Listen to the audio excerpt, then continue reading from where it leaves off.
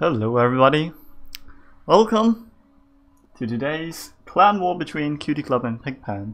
It will be starting quite shortly, so stay around and we'll be starting the games in a moment.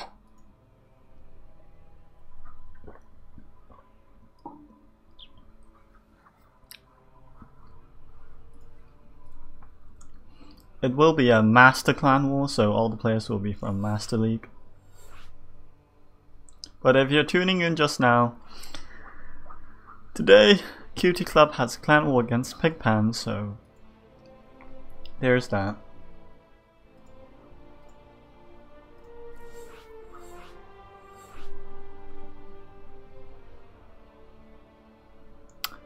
I'm trying out this new thing which I can update the score on my, banner screen, sort of.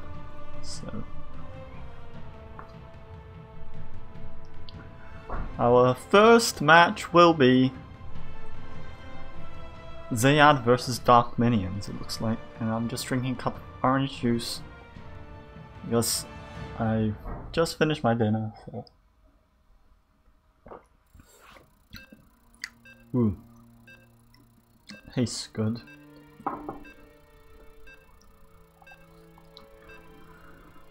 So if you're just tuning into my channel, today is the clan war of QTclub versus PiGPan, and our first match is just about to begin, featuring Zayad as Zerg and Dark Minions as Zerg. I've casted Zayad and Dark Minions a couple of times before, so this is probably the first clan war on the new maps, and this map is called Lost and Found Ladder Edition, and I've never actually seen this map before. But Zayad, your resident QTclub Zerg, will be spawning in the bottom left corner, and PiGPan's Dark Minions is going to be spawning as the blue Zerg in the top right corner. And with that iffy extractor trick, he gets out one extra drone. Zayad is just going to follow his build and build an Overlord. Albeit these two players are Master League. And Zayad, we'll see what Zayad's going to come up with today. Because recently he's been saying that he hasn't been playing very well, so I bet he's improved from the last time I've casted him. Overlords are going to start rotating across the map, and looks like there are these fancy little seaweed type thing, grass thingies. Pretty cool, I must say. The frame rate's actually much better than before. My computer is an absolute potato. We do see spawning pools coming up along. So basically this map is consisting of a third base here, sort of, with a destructible debris, destructible rock there, and alternatively there's also a base here that you could take. There's lots of wide open space on this particular map, so this will lend itself to very large possible Roach Ravager battles, or, in essence, Terran might not have the advantage on this map due to the wide open spaces. Terrans are usually better at choke points, but it looks like both players are just going to follow the exact same build, so there's nothing really special here to see.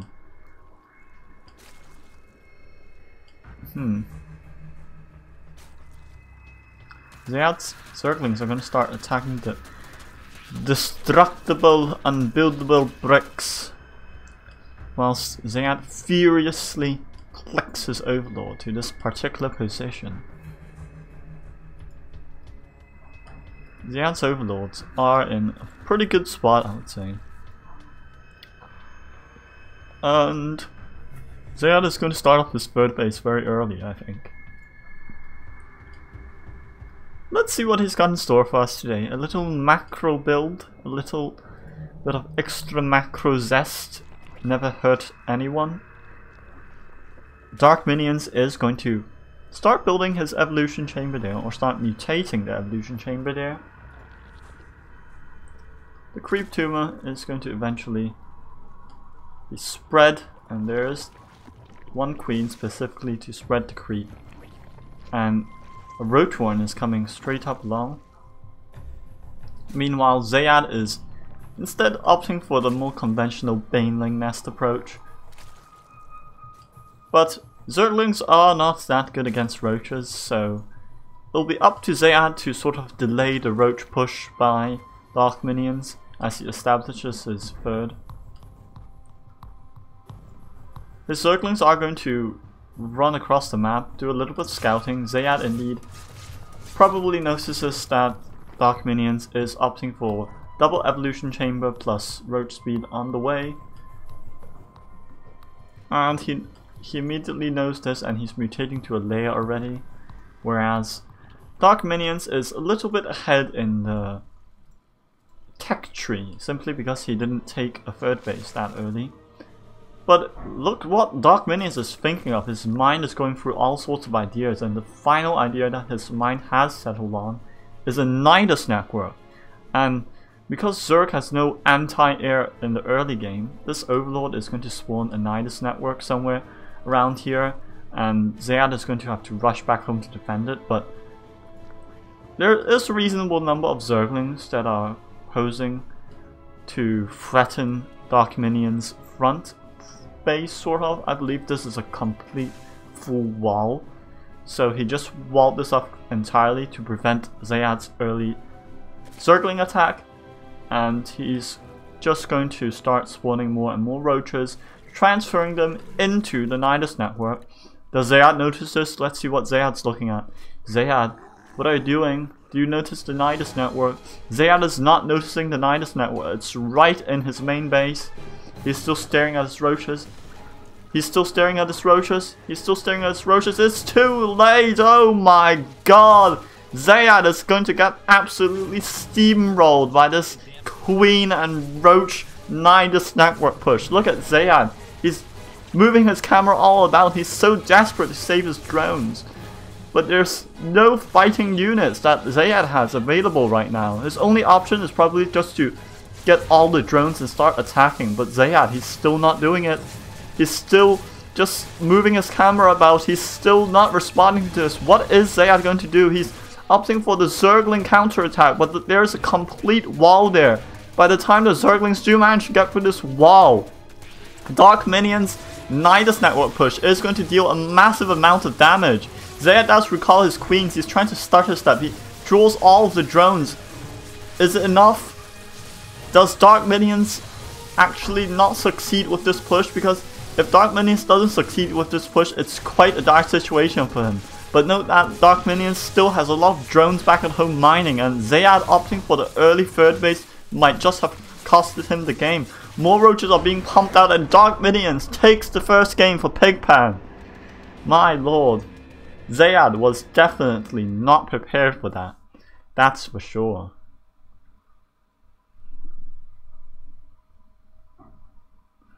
Oof. Zayad. You nearly did it, brother. You nearly did it. But you didn't do it just yet. Hopefully Zayad will be a little bit more lucky next time. But for now we're going to wait for the second game, so we'll take a break, 5-minute break here, and just to wait for our players. Yikes. My timer is not working. Yep, my timer should be working now. So you can see in the left hand side corner, there is a break, and 5-minute break. Pretty easy. So meanwhile, as we prepare for the next round, you can simply go watch another YouTube video whilst we wait for our players. The problem with these tournaments is that it does take a lot of time to set up and whatnot.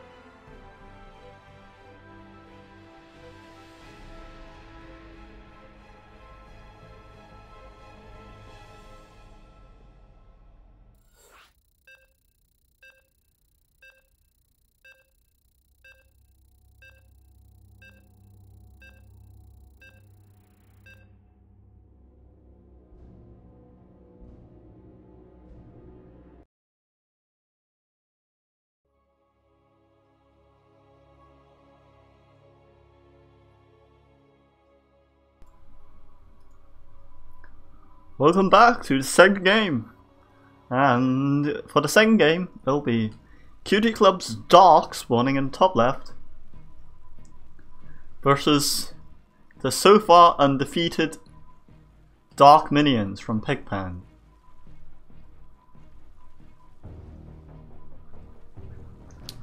Indeed, they throw like good luck, have funs, but Dark, he's probably already seen what Dark minions can achieve, and he's secretly preparing his new special tactic to counteract Dark minions' extremely aggressive playstyle. So far, Dark minions has been showing quite a suitable defense against, you know, Zergling, early Zergling attacks, and he's been playing very, what is the word? He's been playing very cautiously, but against a Zerg who has no idea that Nice Network is coming, well, that certainly works. I wonder if he's going to repeat the same strategy against Dark. Indeed, Dark is a bit of an edgelord, so he does get tilted very easily. Very easily, maybe too easily perhaps. But we're all salty losers in the end anyway, if we do lose. Looks like Bullia is indeed lagging. For a moment there I thought my computer was lagging, but instead it wasn't my computer. For the first time in history, it's not my computer or my internet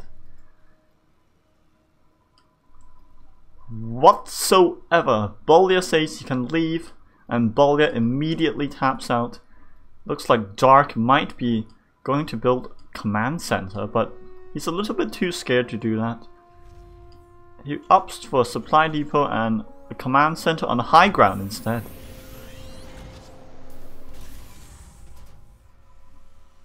A mule is going to be dropped as per usual.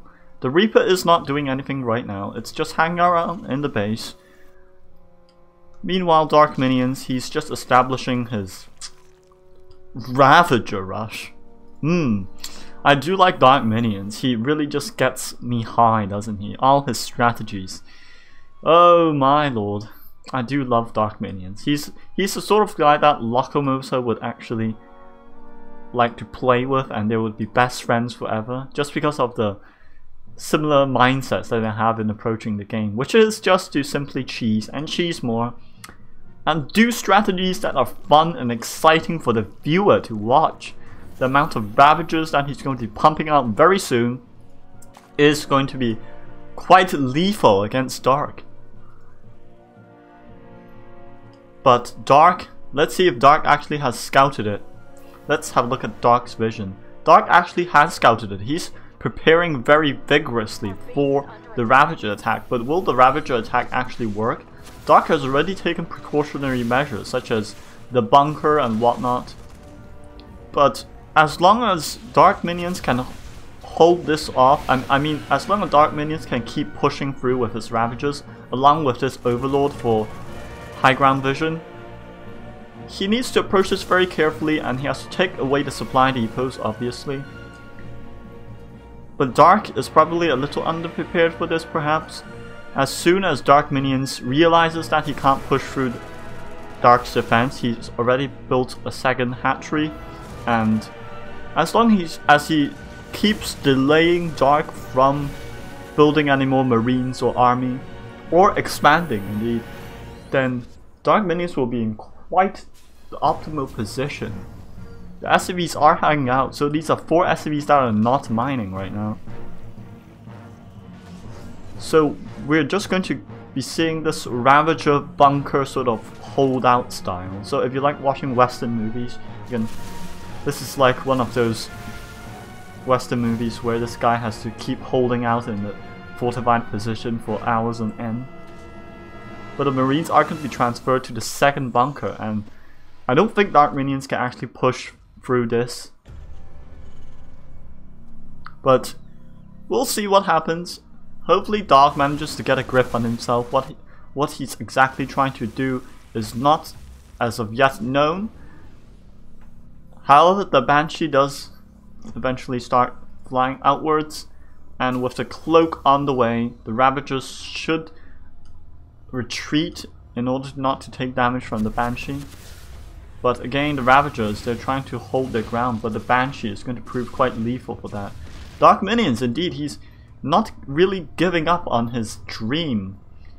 He is in fact going to make a third base, and his massive amount of economy is eventually going to overwhelm Dark's economy, which is the plan he has in mind right now.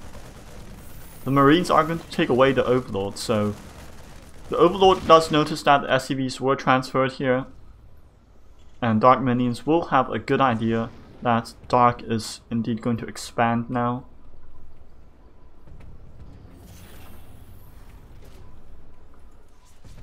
Looks like Dark Minions, he's just continuing to build a little bit of Spore Crawler defense to repel the Banshee attack. This Banshee is cloaked and will be a little bit of a nuisance, drawing among the Queen's energy to heal themselves.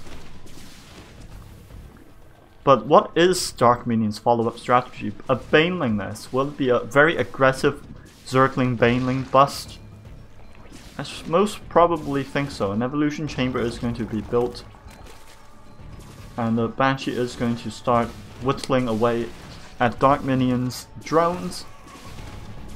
Nothing more than a passing nuisance. Dark is just buying himself time so that he can eventually build up an army and destroy Dark Minions.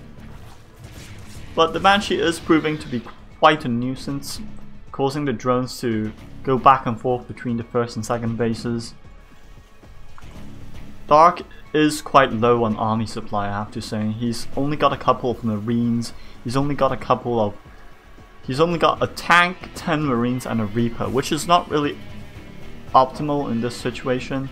But we're going to see some kind of push eventually, because he is going to finish Stim very shortly, with combat shields finished shortly afterwards. Dark is going to start building his third command center. The Overlord arrived there a little bit too late to start pooping the creep.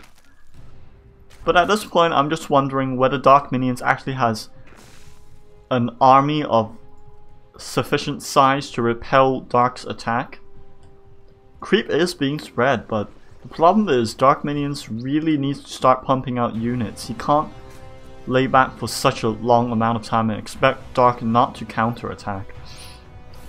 But perhaps Dark is trying to mess with Dark Minions a little bit, and with combat shields finishing in around 10 seconds, I think it will be fine for Dark to execute this medevac drop.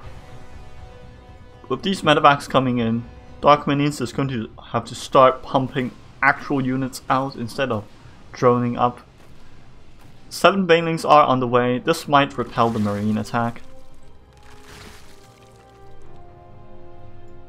Overlords did not spot that, despite all of Dark Minions' efforts. His Overlords were all scattered across the right side of the map, and the Banelings will run in, but this is going to start causing a little bit of trouble. The Banelings aren't getting maximum value, but this drop was basically just wasted. All the Marines just sort of pilfered away. It was nothing but a touch on the shoulder for Dark Minions, who has established quite a good economy, but Dark is starting to catch up economy wise. And Dark Minions needs to put up some kind of special tactic in order to overwhelm Dark.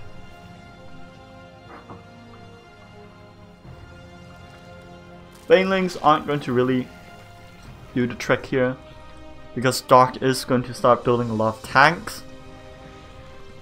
But with a sufficient amount of Banelings, Dark Minions might be able to row over Dark. But at this point, Dark Minions is starting to fall behind in the economy.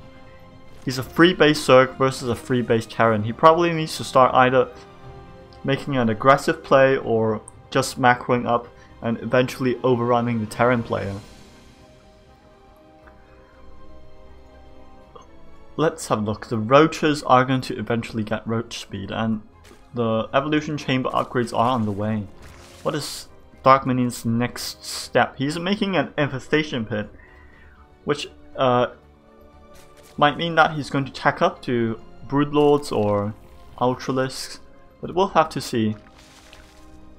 Dark is playing the macro game quite well. He's just doing a little bit of this and that.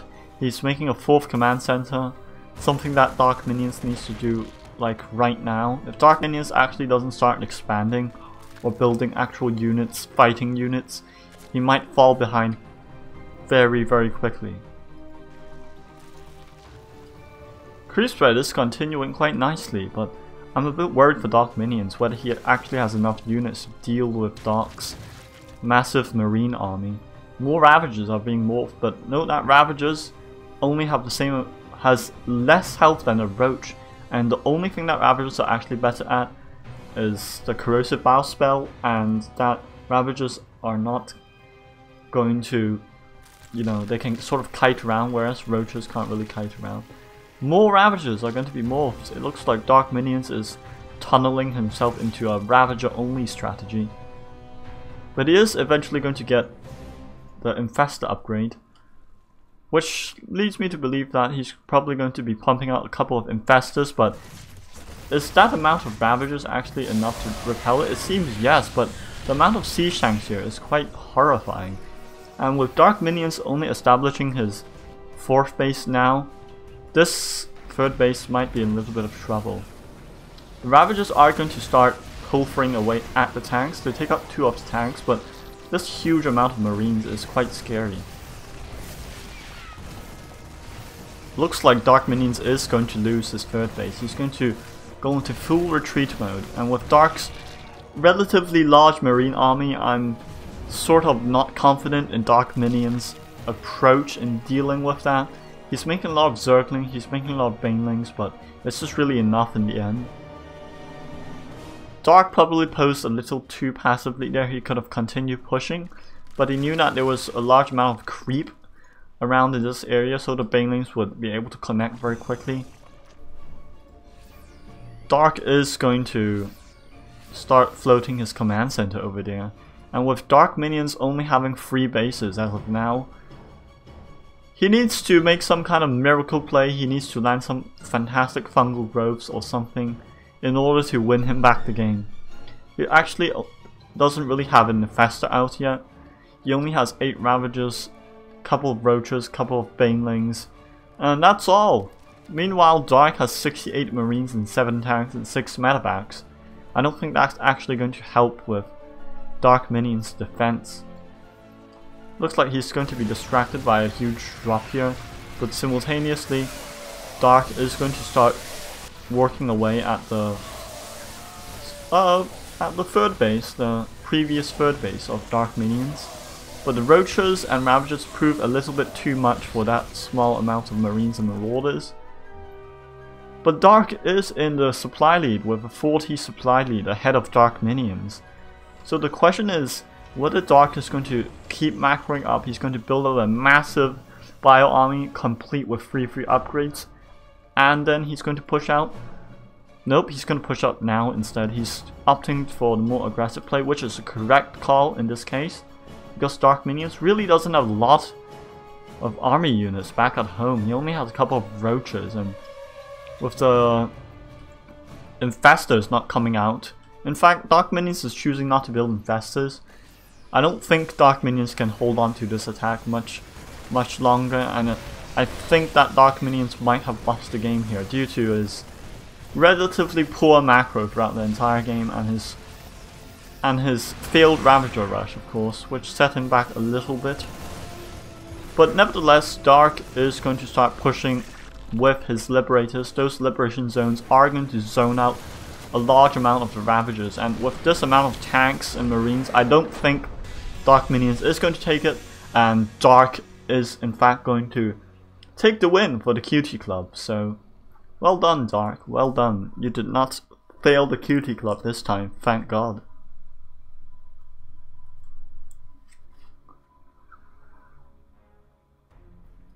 Meanwhile, we're going to take another break whilst our players prepare for the next round, the next game, and I'm going to just adjust the score here so that the score is in fact now 1-1. Perfect. We'll be back in a couple of minutes with the next game.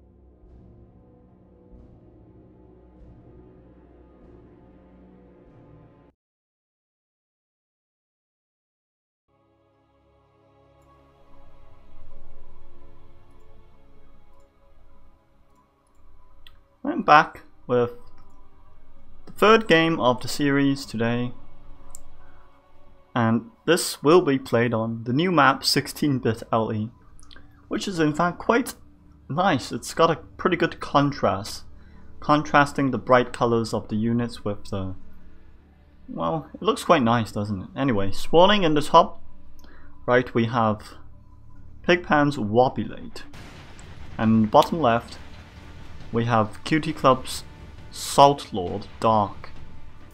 And for good measure, Wobulate is a Protoss, so we'll probably be tilting the Terran player a little bit more. But now that Marauders have gotten the buff, I don't think that Protoss players are as tilting. But this is quite disgusting indeed. I do not approve of Protoss. Protoss is a fantastic alien race with very advanced, technologically advanced weapons, but unfortunately humanity is yet to accept the Protoss advanced ways. And my god, this map is so dark that if I didn't have, I don't know, it's just so dark. Look at this map, it's just so dark. I can actually see absolutely nothing. Looks like Dark is going to be a little bit salty. He's going to pause the game, and indeed we're going to be seeing the resume of the game very shortly. But as I was saying, this map is really dark, especially in the fog of war. It's like looking at a black canvas or something. The probe is going to do a little bit of scouting. But I mean, the map is pretty dark, but in the areas where you can see and you do have vision, then it looks quite bright, which is quite annoying actually. Looks like Wobulate is choosing not to steal the gas. But what is Wobulate's strategy exactly? He's just going to build a gateway and nothing else. And this map does have the usual sort of hidden, not really hidden, sort of inside second base, so you have a safe expansion. And both of the players are choosing for the safe expansion because what do you have to lose by choosing the safe expansion, right? You lose absolutely nothing. Meanwhile, Wobulate is going to start the cybernetics core with nothing really that special coming along. A tech lab is going to be built on the barracks for Dark. Is he looking for a little bit of marauder rushing? Yes, he's indeed going to start concussive shells along with a single marauder, and the second barracks is going to be built. But the probe unfortunately does manage to spot that tech lab, so Wobulate does know that a sort of strange build is coming along. If you were going for marines, you definitely would not have a tech lab that early. The marauder is going to start attacking the probe, and this basically makes Wobulate know that it's a marauder rush. And he's going to build a Stalker. Wonderful. Stalkers are definitely a counter to concussive shells marauders. A shield battery is going to be Wobulate's defense of choice. Meanwhile, a robotics facility is starting to warp in, but that's going to take a while before Wobulate can start producing immortals. A couple of marauders and a little bit more would be enough for Dark to push through that shield battery. In fact, if he has around 5 to 10 marauders, I would say that they'll just destroy these stalkers very quickly. And with the marauder buff, so what the marauder buff does is actually make the marauder better at attacking armored units. Now that its attack is not separated into two, the first two marauders are going to start walking across the map and with a Reaper in front to scout for incoming stalkers or enemies. Wobulate is probably not really that concerned at this point. In fact, he's chosen to build an observer over an immortal, so he probably thinks that he can hold off the marauders with this amount of stalkers. But this is too little. What is Dark doing? He's only got 2 marauders. He needs to be building at least 10 marauders for this to work. He's decided to change the strategy entirely, so the early concussive shells wasn't really used to its maximum potential. Very strange strategy, definitely. Sort of a half-hearted attempt to do an early push, but he's deciding to get more marines instead. he's probably hasn't scouted Wobulate's base yet, so he probably doesn't know what Wobulate is actually building, so he's building Marines just in case that they're Oracles or something like that. Looks like Wobulate is going to for a little bit of Warp Prism speed with Disruptor drops, which is going to be quite painful to deal with. Dark did have to use that supply drop because you've got to build supply depots like a noob. But Stimpack is going to be finished quite quickly, and with this large amount of bio army pushing out, he might be able to take the game. Wobulate, he's got an observer following the army, but I don't think Wobulate actually has enough army units to deal with that. I mean, you've got like 5-6 Stalkers, what else have you got? You've got a random Warp Prism with a Disruptor. That's really not going to help. And oh my god, this map is so dark, I can barely see a goddamn thing. And Dark doesn't pay attention to his units, and he gets chomps by the Disruptor's Purification Nova. What a perfect engage by Dark. Simply because the ground was too dark as well, he couldn't see. Even Dark cannot see this dark terrain. My god, these puns. This dark terrain is really appealing to Dark's sensory nature. He's going to lose 3 Marines to a Disruptor again. I thought Dark was supposed to have the advantage when he's fighting on dark terrain. Apparently not. Apparently Protoss have the advantage in fighting against everybody. Observer is going to notice the army, he's going to spot the army. Well, of course Dark is not too good at doing that, and well, he actually scans and just gets rid of the Observer, which is quite painful for Wobulate. Now that Wobulate knows that Dark is opting for a bio strategy, it might be a little bit more difficult for Dark to continue only producing biological based units. Looks like Wobulate is actually having a lot of Stalkers here. He's got a lot of Stalkers. I mean, he's got a couple of sentries now. But what's he opting for next? Is he just going to continue building Stalkers? I don't think that's going to work, but it might work if Dark didn't have enough medevacs, or if he stimmed a little bit too much. But at this point, these large amount of Marauders are just going to chew through the Stalkers very easily, so there's no knowing about that. An armory is being built in anticipation for the 2-2 upgrades for the bio units. The first 2 medevacs do manage to come out, but it is at quite a good time for Dark to actually start attacking. But due to the amount of disruptors here, it is a little bit too much perhaps for Dark to deal with directly. Wobulate is very sad. He's putting the sad face in the chat. He's obviously knowing that Marauders were buffed so much that he's got nothing to deal with it. And in fact, Protoss, you are now punished for A-moving. You cannot A-move against Marauders. If you try to do that, you shall be punished. But with these disruptors, if Wobulate does do a little bit of Purification Nova micro, he might just able to get rid of Dark's bio army with a couple of well-placed Purification Novas. Medevac drop is going to start going out, and this is probably just a distraction, but this drop is actually going to achieve nothing if Wobulate positions his army correctly. But with the existence of like 3 cannons here, it's going to be very difficult for Dark to drop there. Alternatively, if you dropped in the main base, there are no cannons, but Wobulate's army can quickly rotate upwards here to defend that. I wonder if Dark is paying attention to these medevacs, and if he's going to lose them to cannons. It'd be so juicy if he loses them to the cannons. Let's see, medevac versus triple photon cannons. Dark is paying too much attention to his medevacs, and he's going to boost them through, and he's going to drop the Marines in such a position that Wobulate is going to require a little bit of time to rotate his army towards that location. But my god, Wobulate, he's just going full disruptors at this point. He has like 6 disruptors. And Dark manages to take away the base of Wobulate, so that's quite a good advantage for Dark here.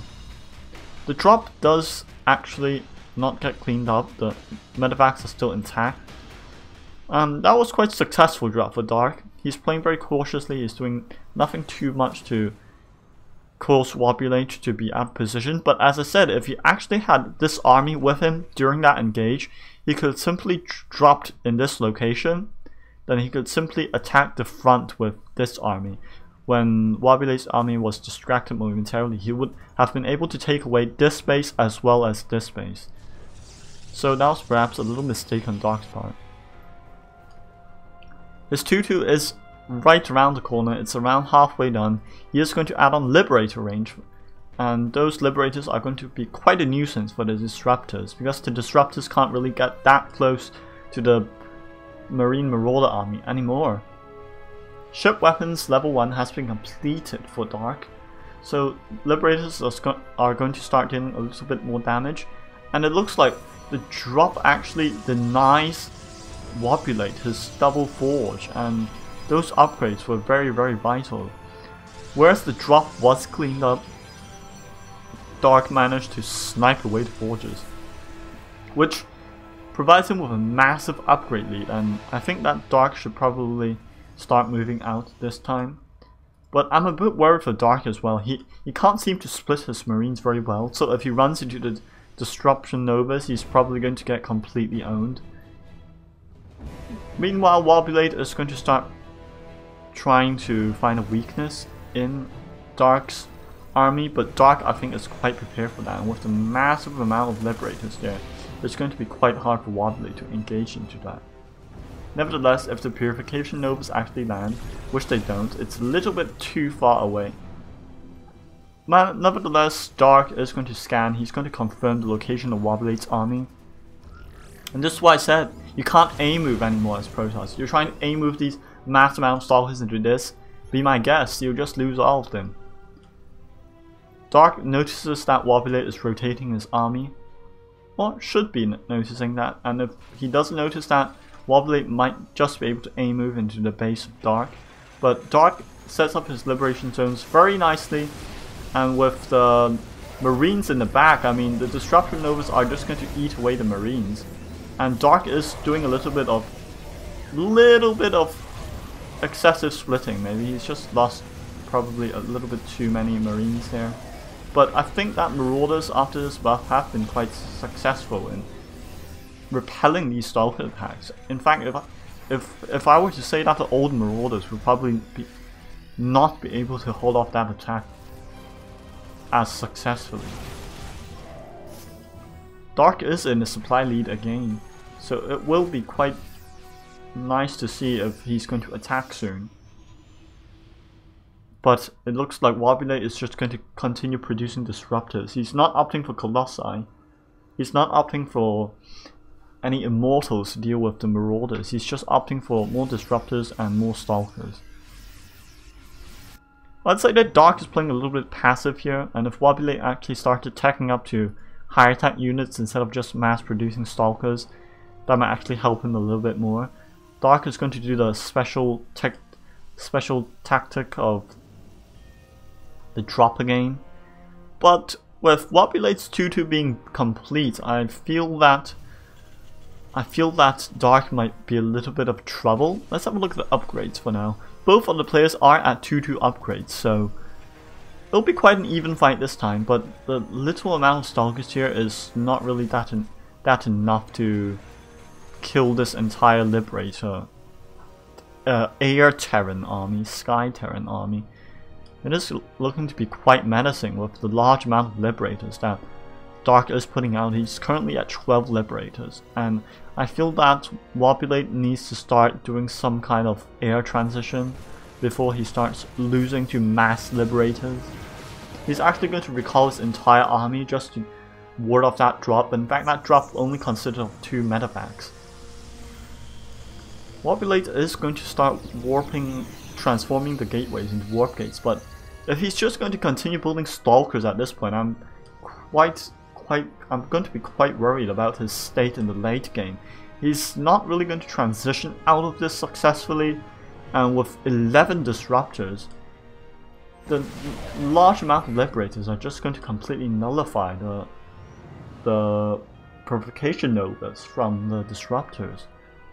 It looks like actually Wobulate does notice the army of Dark, and the number of Liberators here is just so disgusting. It's like he has to just A-move. Here's the classic Protoss, A-moving. My favorite Protoss strategy of A-moving. But these Liberators are in siege, and Dark is looking a little bit too desperate. But I think that he probably has a little bit too many Liberators for the Protoss to deal with. These Liberators and the Liberation Zones are going to completely decimate this trapped Stalker army. I'm not sure what Wobulate is attempting to do.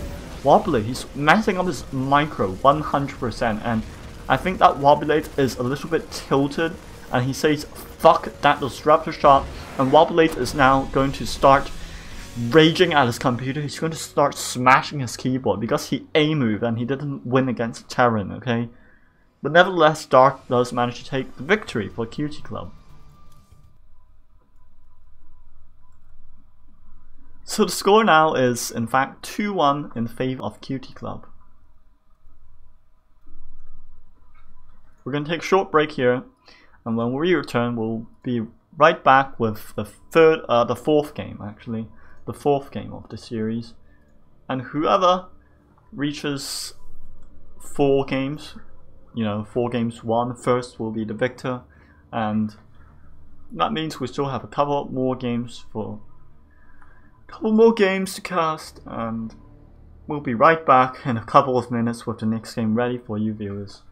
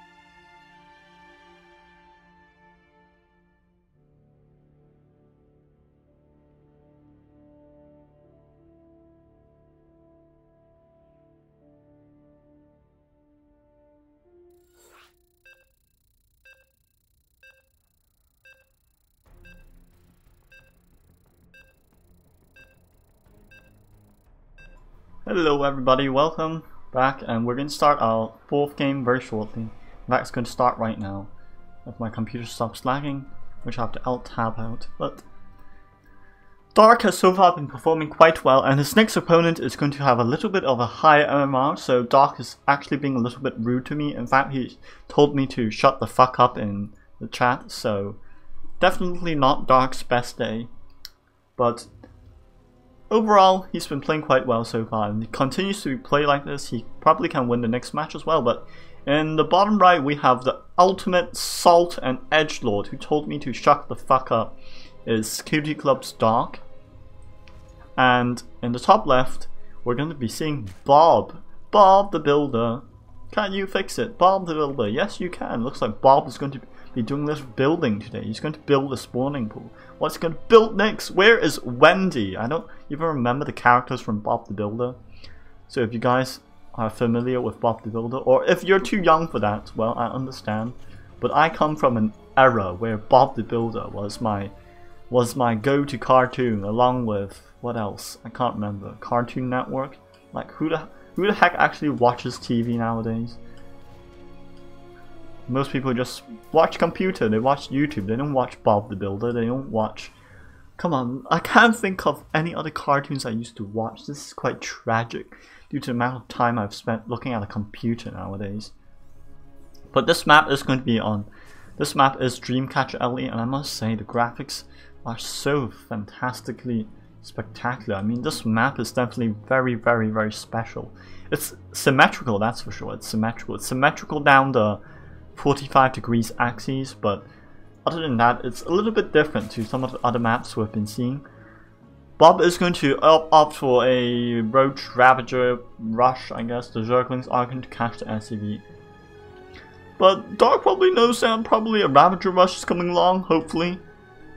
I mean, fool me once, shame on you. Fool me twice, shame on me, right? So if Dark actually gets fooled again and he thinks that it's a normal macro build coming from Bob, then he's very wrong. Bob the Builder is looking for a little bit of Bob the Builder. Can he kill Dark? Yes, he can. He's trying to show everybody that Bob the Builder can actually kill people. Imagine if Bob the Builder was about Bob the Builder using hammers and screwdrivers to kill people instead of actually happily building buildings. You know, building buildings, okay? He's building buildings. Oh my god. I don't even remember the characters from Bob the Builder. All I remember are Bob the Builder and Wendy, I think. Other guys can't remember at all. Sorry about that, Bob the Builder. But nobody watches Bob the Builder nowadays. If you guys still do watch Bob the Builder, I'll be quite surprised. I have absolutely no idea what's going on with Bob the Builder. I think that some other company bought Bob the Builder's copyrights and they're making a new Bob the Builder series, and apparently Bob the Builder looks horrendous there, so I'm not going to talk about it. Dark is going to, again, he's going to do the same bunker strategy, and I'm not sure why Bob the Builder actually chose to use this strategy, but hell, I mean, actually this Ravager Rush might work because Bob the Builder is actually posing much more aggressively than Dark minions from before. Ah, look at that body block! Oh my god, these body blocks. But workers can move through other units, and it looks like Dark is actually going to pull all his SCVs in order to defeat the might of the Ravager army. But Bob the Builder, he's showing that Bob the Builder can build wonderful units called Ravagers that can simply ravage the entire Terran space. And with the Cyclone coming out, I mean, it's not really that good anymore. Dark has 0 SCVs. He's going to try to ward off 3 Ravagers with a single Cyclone. Of course he's not going to do it. Of course he's not going to do it. 22 SCVs have been killed, and Dark is going to become as salty as a... What's very salty? As salty as a salt mine. What's saltier than a salt mine? A cube of salt. Okay, that's how salty Dark is going to be. Dark, in fact, is going to do the ultimate BM. He's going to lift up all of the buildings. Wonderful. And until Bob can actually kill all the buildings, Dark can actually still technically be in the game, but Bob is going to start building more drones. He's going to get a couple of Mutilis and Corruptors, and until that time, well then. Bob the Builder, can he fix it? Bob the Builder, yes he can. I've been singing that theme song way too much. Oh man, I used to love Bob the Builder. Looks like this stop is going to float right along, and with 0 SCVs, Dark is going to be in quite the trouble. But let's take this time to talk about how salty Dark is and how much salt is in his system right now. I bet he's just drunken a full like can of soup that's basically just pure salt, and it's in his system. It's even saltier than the Red Sea or whatever that part of the world is. There's like a lake or sea or ocean or something that apparently the water is so salty there that you can actually float on top of it without actually having any sort of flotation device. Apparently I have the banner on stream according to Yepin. I've not been doing that, but hey, if you're just tuning in, well, you can see that Dark actually has lost his entire... Yikes, he's lost his entire set of workers to a Ravager rush, so he decided to tap out. I'm not sure what he wanted to achieve there, but nevertheless, that means that we probably should have a referee next game. Yikes. I swear that the thing was working. Huh, that's strange. Yikes. I should probably be looking at the stream chat a little bit more. Because the hotkeys for OBS are actually seriously bugged.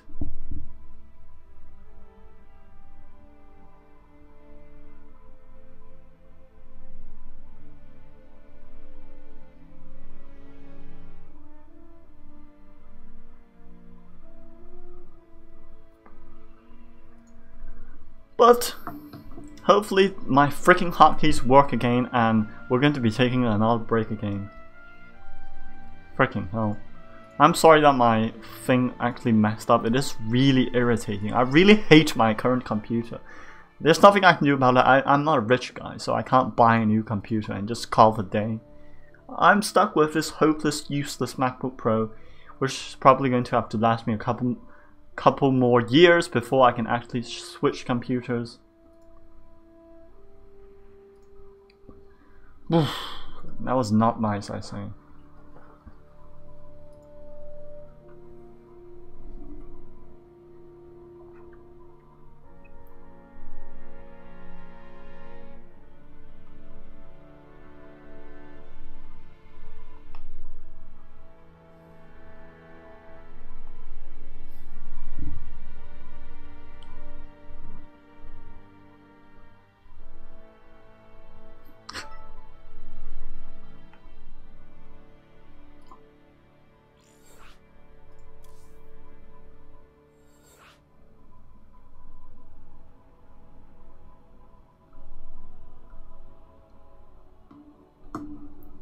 Looks like Alt Tab and freezes. I'm just wondering if my OBS hotkeys actually work. I have no idea of knowing whether it works or not until I Alt Tab out and Alt Tab in, back again.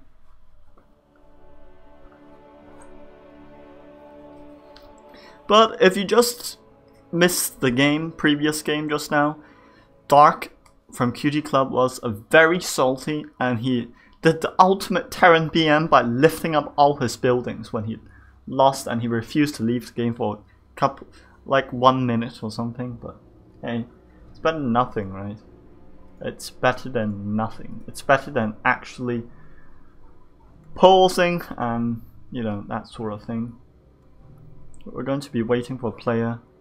I'm not sure why we're waiting, but let's just continue waiting.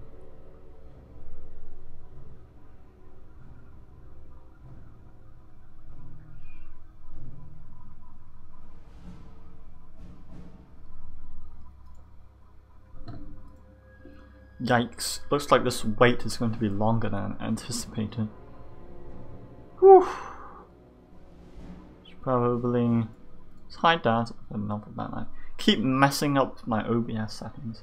It's really difficult, especially with one computer screen.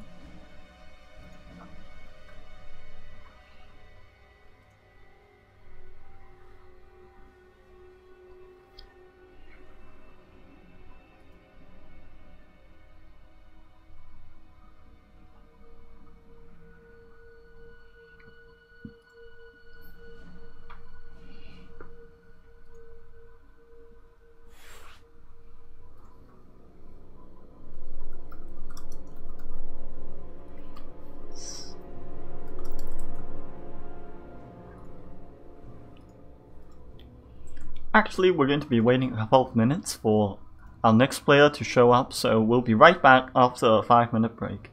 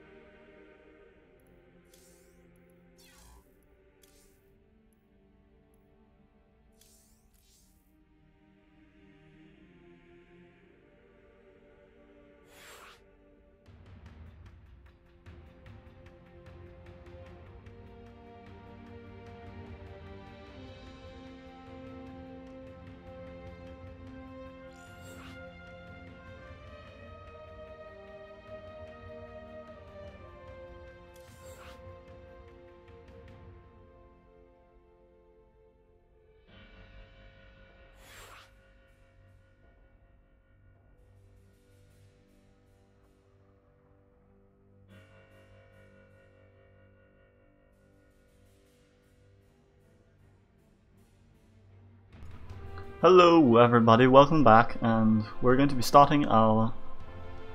What game is it? We're going to be starting our 5th game very shortly. Very nice, our 5th game will be starting quite shortly. With Bob versus QTclub celebrated Terran. Yepin from the QTclub. Yepin. The god of Terran. The god of Terran versus Bob the Builder. I wonder who will win. I wonder myself who will win. Bob the Builder, he's my childhood idol, man, and Yepin, he's the god of Terran. So god versus childhood idol, who's going to win? In the top left we have PiGPan's Bob the Builder. Bob the Builder, can you fix it? And in the bottom right we have the god of Terran, Yepin. God, Yepin the god.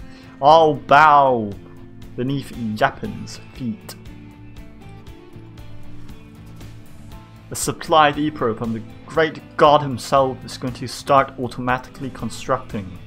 Meanwhile, Bob the Builder is going to send his little overlord over, and he's going to be building a couple of drones and he's not going to be rushing this time. He's probably saying to himself, for those of you who didn't watch the last game, Bob the Builder actually did a Ravager rush against Dark, and Dark was very salty and he lifted up all his buildings even though he lost. Hopefully Yepin won't do the same thing. Yepin is a god of Terran, and gods are very psychologically mature. But Yepin's SCV is going to spot it. The eyes of God themselves have spotted the second hatchery. Meanwhile, the barracks is going to be constructed, and a refinery has already been produced, so it is a gas first build. Which leads me to think that Yepin is going to... Well, I'm not sure what Bob is talking about. Finally, not this good time, sir. Not this time, good sir. And what is going to be happening? It looks like Bob is going to start an evolution chamber. He's going for something a little bit cheesy, I think. What does the evolution chamber have to do with anything? Well, you can say evolution chamber does provide Bob with an early upgrade advantage, or he's going to be doing some kind of early layer transition, which Yepin might not expect. Bob the Builder always doing the unexpected things. This map is the old Catalyst LE, one of the most celebrated and common ladder map that I've been casting so far. So far the other maps have all been new ladder maps, so the strategies there were a little unconventional, and some of the maps were really dark. Some of the maps were really unique, but Catalyst LE is a very standard map, nothing special. And what is Bob the Builder going to do? He's going to start up his +1 melee attacks for his Zerglings. So it's going to do a very early Zergling push, which might prove to be quite lethal, because Zerglings with speed and +1 attack, oh my, those are going to shred through SCVs, shred through Marines, and even Hellions can't catch up with Zerglings that have speed. Looks like Yepin is going to pose a little bit of a nuisance to Bob the Builder. He's going to build an engineering bay to block his third base.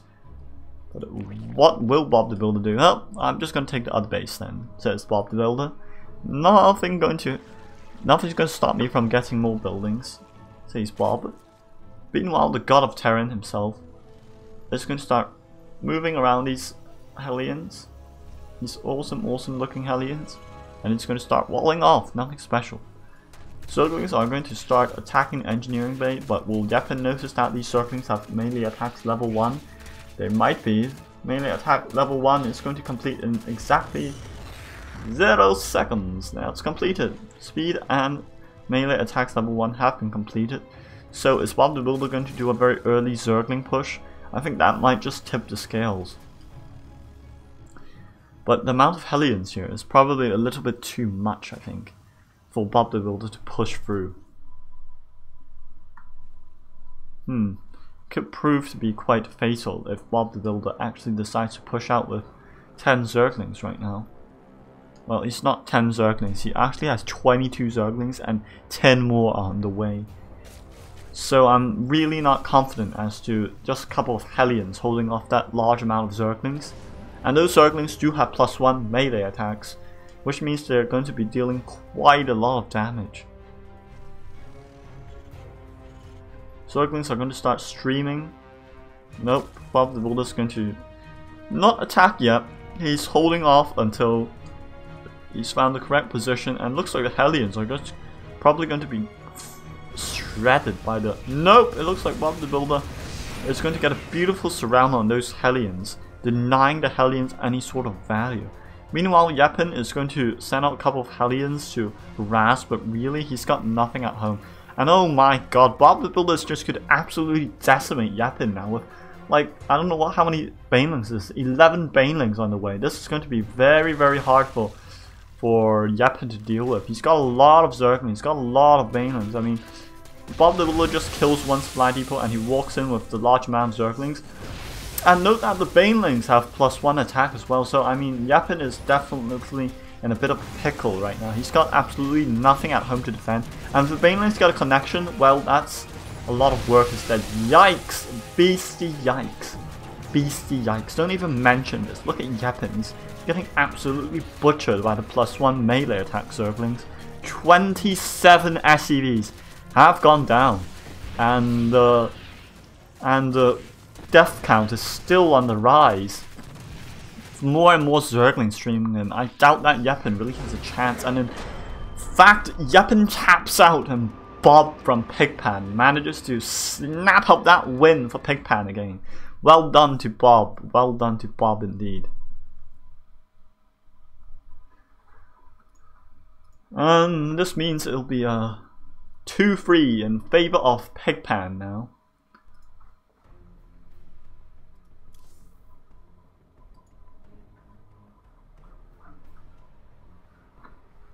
Ooh, that was quite substantial, but for now we'll be taking another short break as we wait for our players to show up for the next match.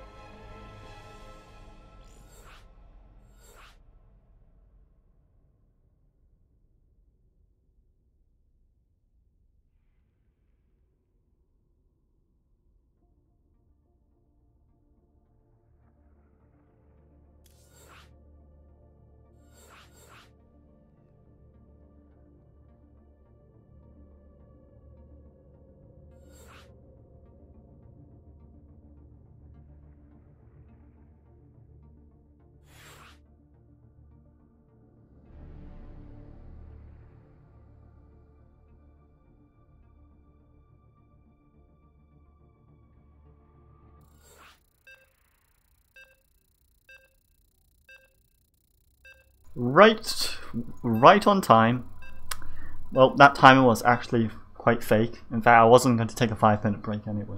But we're going to be jumping into the potential last match, potential ace match. If PiGPan manages to win this final match, then they will win the clan war for today, and that means that, well, QTclub would have proven themselves to be quite resourceful, but not as resourceful as the large amount of cheese strategies that PiGPan does have up their sleeve. But it looks like we're going to be spawning on Redshift LE, and the spawn locations are possibly one of the worst I've ever seen. But in the top left, we have Bob the Builder. Can he fix it? And in the bottom left, we have The god of Terran, Yapin. Dun dun dun! The god of Terran. What is Bob the Builder going to start building this time? He's done a Ravager Rush, he's done a early Zergling melee attack level 1 push sort of thing. But in his third game, is Bob the Builder going to looking to continue his cheese strategy guidebook, or is he going to opt for a more macro oriented gameplay style? I'm putting my money on another cheesy strategy that's going to take players by surprise. But if Bob the Builder manages to notice that Yapin's SCV is approaching from this angle, then he might actually be able to deduce that Yapin spawned in the bottom left. Maybe Bob's not that perceptive. I hope he is. But Bob actually is going to send his Overlord straight out to Yapin's spawning location, so he has no doubt where Yapin is spawning now.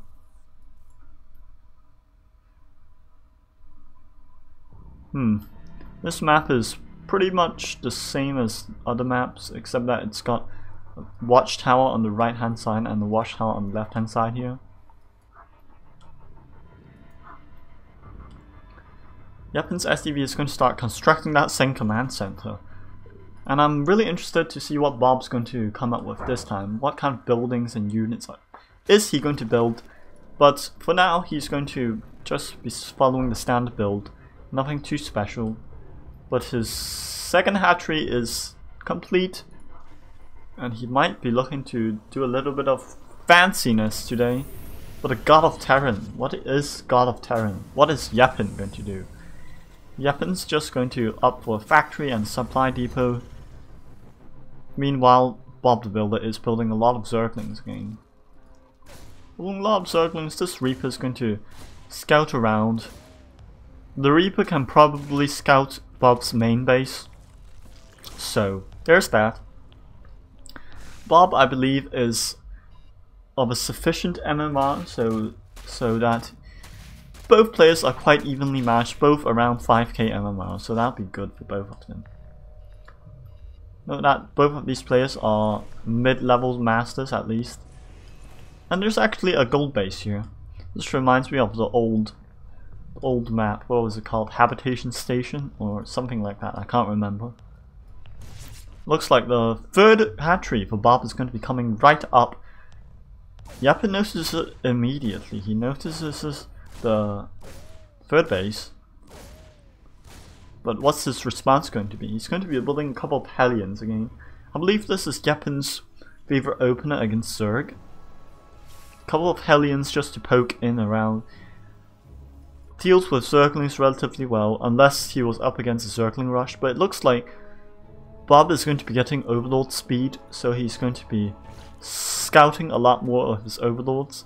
But what's he going to do next? So far he's got a spawning pool and nothing more. He's probably just going to try to macro up, but the Zerglings do manage to clean up that Reaper. Yapin wasn't paying attention to that Reaper, so there's that. Hellions are going to start posing towards Bob's frontal sort of second base expansion, front entrance sort of thing. But the Hellions might just get rid of the Queen, but the Zerglings are not going to allow them to do that. But I'm a bit afraid for Bob right now. He's a little bit behind in terms of economy and army unit wise, because his third base only just finished up. So Yapin has the advantage right now if he starts posing a little bit more aggressively. Has he completed an armory? He has completed an armory, so this allows for some kind of Hellbat harass, as of which he is going to start loading up and dropping the four Hellions, which will then turn into Hellbat sort of thing. Creep spread is coming up quite nice long for Bob. It's coming up to be quite nice. He's spreading the creep towards the right side of the map as well as the left side. Meanwhile, Yapin's Hellions are located here to spot any potential Zergling run-bys. But the main point is the Hellbat drop. I'm not sure where that Hellbat drop went. Nope, the Hellions are actually going to start. Yup, he needs to transform it into Hellbat. I'm not sure what those Hellions were for. In fact, they were just wasted. but in fact Yappen's real strategy was to just, you know, distract Bob with a couple of Hellions in the back and then distract him with a couple of Hellbats again. But yikes, I mean, ooh, this is risky. He's going to lose his meta back. The Hellbats are cleaned up extremely quickly, and Bob again is in the supply lead. Bob the Builder is in the supply lead. And with Roach Speed on the way, Yappen needs to transition to Siege Tanks immediately, or he's going to start losing his Hellions too quickly. The Hellbat drop was a good idea, but it probably didn't work out here. And I'm saying that if Bob would attack right now, he might be able to do a little bit of damage. But, you know, Bob's just hanging around. He's going to wait for his Roach upgrades to finish. He's going to wait for his +1 ranged attack to finish. He's going to wait, you know, for Burrow to finish. Interesting. He's researching Burrow, and he's researching Tunneling Claws for the Roaches. So he's going to do a little bit of, you know, Roach Burrow nonsense. But I think that Yappen's wall off his second base quite nicely. Actually, he's not walled off, so he needs to wall off that ASAP. After which, Yappen can then start doing a little bit of damage, you know, with his tanks if he's got those tanks up. Instead, Yappen is choosing to produce 4s instead, which is a little bit risky choice. But if it pays off, then it should be fine. 4s are pretty good against Mutalisk and pretty good against Roaches as well, but not as good as tanks, of course, because tanks deal massive area of effect, long range damage to Roaches. Bob, what is Bob going to do? His burrows are just about to finish, so he's going to be doing a massive Roach counterattack. And with Yappen's army in the severe supply disadvantage, with 76 armor units for Bob versus 40 army units for Yappen, it's going to be quite difficult for Yappen to pull this one back, as Bob continues to macro up and Yappen's only just started mining from his third base. I think if Bob manages to distract Yappen well long enough, then it should be good enough. In fact, Bob is going to do a little bit of cheesy move. He's going to burrow the Roaches, and he's probably going to do a little bit of a flank. So if Yappen notices the burrowed Roaches, then it will be quite difficult. But the burrowed Roaches are there just for scouting, really. And unfortunately, Yappen did leave the supply depots down, so the Roaches are going to be quite annoying from that aspect. There's one tank for Yappen, but the Roach in the main base is going to be very, very annoying the Roaches here. The Roaches can simply walk in, kill the workers, and whilst Yappen is distracted, oh my god, Bob is just building so many Ravagers. It's so disgusting. It's absolutely atrocious. And it's being so terrible for Yappen again. God of Terror, and he's losing to Bob the Builder. I guess God decided that Bob the Builder is an honorable man and should win the game. So the God of Terror, Yappen, is unfortunately going to probably lose his entire army to this huge Ravager Roach army. Oh my god, this is just absolutely steamrolling through. The Roaches and Ravagers steamrolling through Yappen's pathetically small army, and I think this is going to be game for Yappen. It's going to be game, and there's nothing that Yappen can do about it. Which is quite sad. I expected Yappen to play a little better, but it looks like Bob the Builder is actually a very experienced player in building Roaches and Ravagers and Zerglings and Banelings. Oof. This is just disgusting to watch now. And with Bob's massive economy still back at home, you know, free base economy, 47 SCVs have been killed, and Yappen is probably not going to pull back. Oh my god. Bob is going to take the win for the PiGPan. Well played to both teams, but PiGPan is going to win in the end.